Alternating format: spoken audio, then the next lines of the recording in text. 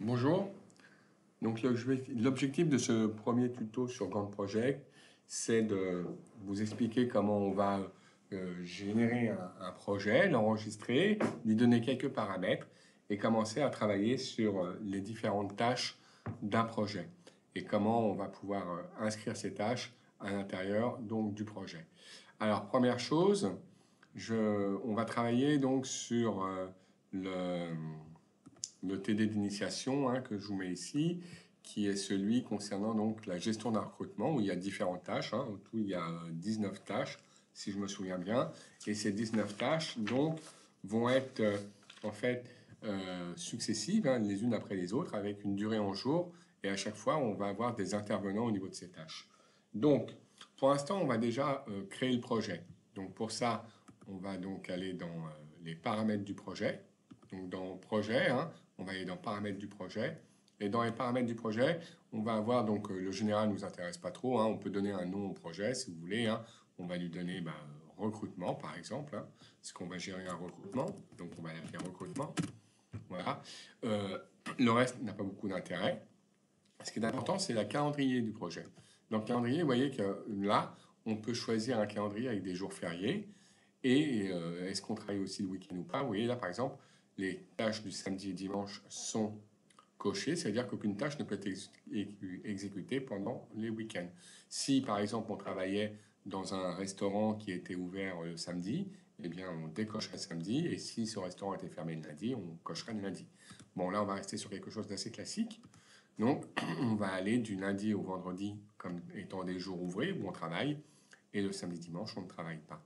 Et puis, on va peut-être quand même choisir un calendrier de jours fériés. Donc là, vous avez tous les jours fériés selon les pays. Nous, on va prendre la France. Voilà, comme ça, hop, si dans notre projet, il y a des jours fériés, c'est des jours qui n'apparaîtront pas dans le chemin je veux dire, idéal du projet. Voilà, on va faire commencer le projet. Vous lirez l'énoncé, mais en fait, on va faire commencer le projet au 1er septembre de l'année. Voilà, donc ça sera le 1er septembre de l'année. Et puis c'est tout. Après, les rôles, on verra plus tard quel rôle on peut avoir, mais pour l'instant, on n'a aucun rôle. Donc on est juste sur les paramètres principaux du projet. Voilà. Donc là, le projet, eh bien, nous avons géré ces paramètres. L'idéal, c'est peut-être tout de suite de l'enregistrer.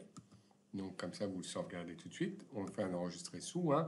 Donc vous l'appelez comme vous voulez. Moi, je vais l'appeler recrutement.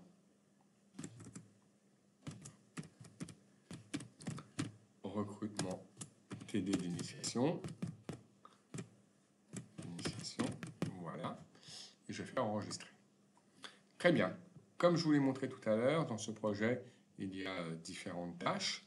Et donc, on va voir comment on va intégrer ces tâches dans le Gantt Project, dans le logiciel Gantt Project. Alors, je ne vais pas faire les 19 tâches du projet, c'est hors de question. Vous aurez à les faire. Moi, je vais juste ici vous montrer comment on va pouvoir gérer 3-4 tâches. Donc le mieux, malgré tout, quand vous avez une tâche, c'est de commencer par ajouter une tâche. Donc là, vous pouvez aller dans Tâche, Nouvelle tâche, vous la trouvez ici. Vous pouvez aussi aller comme ça, dans Nouvelle tâche directement, ou en clic droit ici, en faisant Nouvelle tâche. Vous avez donc 3 possibilités pour créer une tâche. Alors, nouvelle tâche, donc c'est la tâche, on va lui donner un nom, donc ça va être la tâche la première, c'est-à-dire, hop, je retourne dessus, excusez-moi, détermination du profil de poste. Donc ici, on va mettre détermination du profil de poste.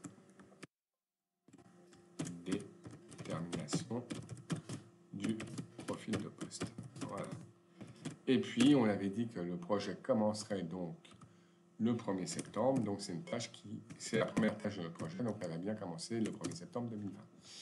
Pour la date de fin, on verra après. On va continuer. On va donc intégrer une seconde tâche. On va en faire 4 ensemble. On va faire la rédaction de l'offre d'emploi, la publication de l'offre d'emploi et la réception des offres. Donc, pour ça, on poursuit. Hop, donc, deuxième tâche, c'est donc la rédaction de l'offre d'emploi. Rédaction de l'offre d'emploi. Voilà. Je vais continuer. Pour l'instant, je ne vais même pas mettre de date de début et date de fin. Je vais vous expliquer après pourquoi. On va poursuivre après avec donc une nouvelle tâche, tâche numéro 3, la publication de l'offre. La publication de l'offre d'emploi. Voilà. Et puis on va terminer avec une tâche qui va être la réception des offres. La réception des offres. Voilà. Et puis en fait, je vais quand même en faire une dernière. Je vais faire les choix de questions, la tâche numéro 5, qui est le choix des questions du test de sélection. Voilà. Donc vous voyez que toutes mes tâches sont en bleu. Pourquoi? Parce qu'elles ont toutes commencé le 28 septembre pour l'instant. Ah, la première, on ne la voit pas, mais c'est normal. Il faut juste aller en date du 1er septembre et on va la retrouver ici, vous voyez, en date du 1er septembre. Alors, bon, pour l'instant, j'ai juste indiqué le nom des tâches, mais je n'ai pas été plus loin.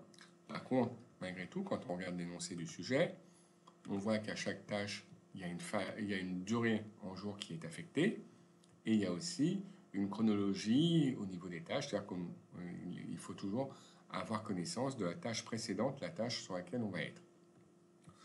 Le problème des intervenants, nous le regarderons plus tard, ça sera l'objet d'un autre tuto. Pour l'instant, on ne va pas gérer les intervenants. Donc, par contre, on va gérer la notion de tâche précédente et de durée en jours.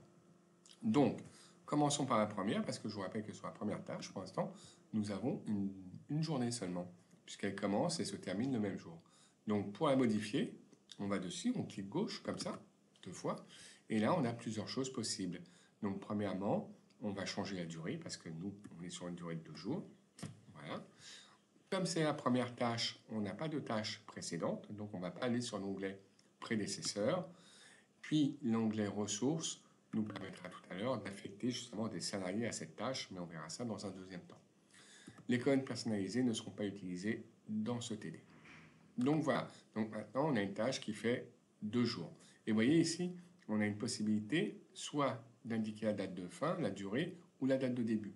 Par défaut, il m'a changé ma date de fin qui était au départ, non, ma date de début qui était au départ au 1er septembre, il l'a maintenant indiqué au 31 août, parce qu'en fait, la date de fin, ici, a été indiquée. Donc, a été recalculée. Le mieux, c'est de faire autrement et de lui dire, non, c'est la date de fin qui est calculée. Comme ça, ici, si on met comme date de début le 1er septembre 2020, il va automatiquement recalculer la date de fin. Et c'est quand même plus logique de passer par cette étape-là, où on indique tout le temps la date de début, la durée, et c'est la date de fin qui est générée automatiquement. Voilà, donc on peut faire OK. Vous allez voir que donc la tâche ici va prendre maintenant 2 jours. Voilà, elle prend 2 jours.